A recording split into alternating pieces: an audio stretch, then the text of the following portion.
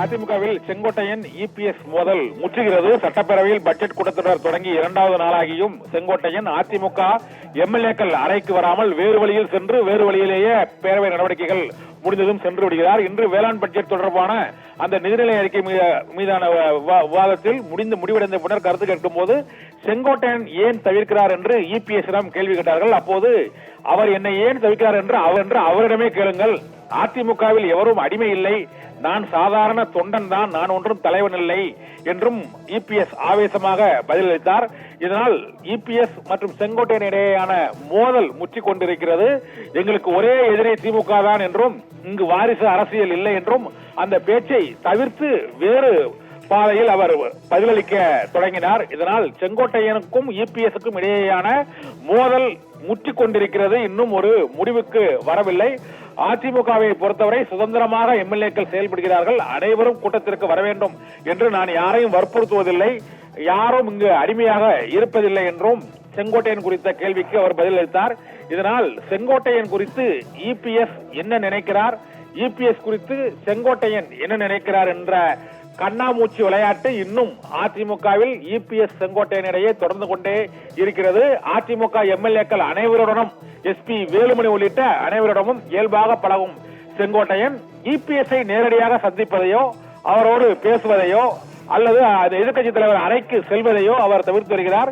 இன்று கூட சபாநாயகர் அறையில் அமர்ந்துவிட்டு அப்படியே பேரவை நடவடிக்கைகளில் கலந்து கொண்டு அவர் அதிமுக எம்எல்ஏக்கள் வரக்கூடிய இந்த 6வது எண் நுழைவு வாயில் வழியாக வராமல் வேறு நுழைவு வாயில் வழியாக வந்துவிட்டு சட்டப்பேரவைக்கு வந்துவிட்டு சென்று விடுகிறார்.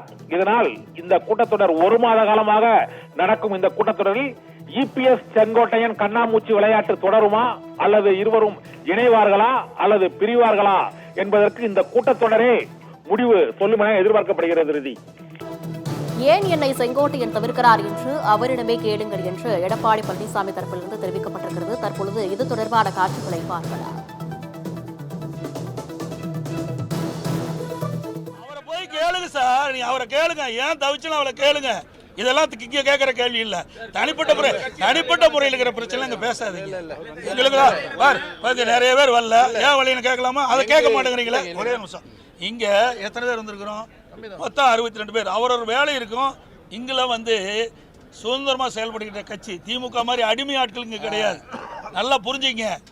எங்கேயுமே நான் ஒரு திருமணத்துக்கு போறேன், பத்திரிகையில் போடுறீங்க, இவர் கலந்துக்கல அவர்கள். நான் என்றைக்குமே யாரையும் எதிர்பார்ப்பது கிடையாது. நான் ஒரு சாதாரண தொண்டன், புரிஞ்சுங்க. தலைவன் கிடையாது.